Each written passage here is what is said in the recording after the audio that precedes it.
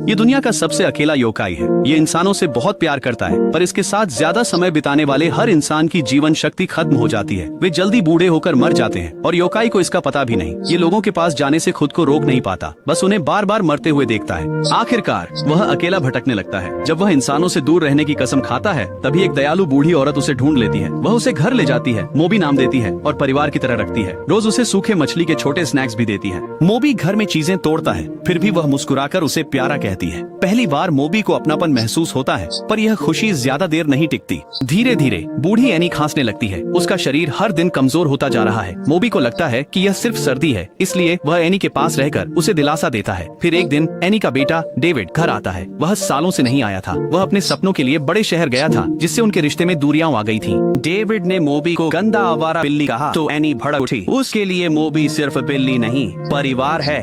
वह डेविड को बाहर निकाल देती है, अपनी शहरी जिंदगी में लौटने को कहती है। मोबी इंसानी भावनाएं पूरी तरह नहीं समझता, पर समझ गया कि डेविड ने एनी को दुखी किया। उस रात मोबी चुपके से डेविड का पीछा करता है। वह अपने असली रूप में बदल जाता है। डेविड को हमेशा के लिए डराना चाहता है। डेविड डर के मारे गिर जाता है और जब मोबी चला जाता है तो डेविड गुस्सा नहीं होता। एनी की सुरक्षा की चिंता में वह जैक से मोबी को मारने की विनती करता है।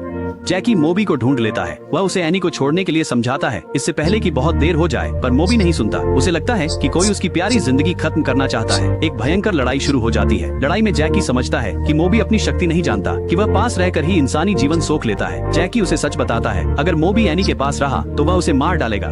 मोबी को यकीन नहीं होता, पर उसे याद आता है कि उसे प्यार करने वाले सब ऐसे ही मरे थे। ये सच उसका दिल तोड़ देता है। मोबी घर भागता है। एनी उसे देखकर मुस्कुराती है, बाहों में भर लेती है, पर फिर उसे जोरदार खांसी आती है और मोबी समझ जाता है। एनी को फिर कभी चोट न पहुंचाने के इरादे से वह पहाड़ों में भाग जाता है, लेकिन एनी जानती है कि उसे मोबी की कितनी जरूरत है। अपने कमजोर शरीर के बावजूद वह उसे ढूंढने पहाड़ों में जाती है। जब एक भालू उस पर हमला करता है, मोबी उसका खतरा भांप लेता है। वह एक विशाल जानवर बन उसकी रक्षा को कूदता है। मोबी घायल है, चुपचाप खिसकने की कोशिश करता है, पर एनी उसे तुरंत पहचान लेती है। वह मोबी की ओर दौड़ती है, तभी फिर खांसती है। मोबी का दिल टूट जाता है। वह मुड़कर भागता है। डेविड यह देखने ठीक समय पर आता है और एनी को बचाने उसके सामने खड़ा हो जाता है। मोबी समझ जाता है कि वह कभी यहाँ का नहीं हो पाएगा, इसलिए एनी की दी हुई घंटी फाड़ देता है। राक्षस की तरह गुर्राने का नाटक करता है और अलविदा कहने के लिए दहाड़ मारता है। डेविड उस पर छाता घुमाता है।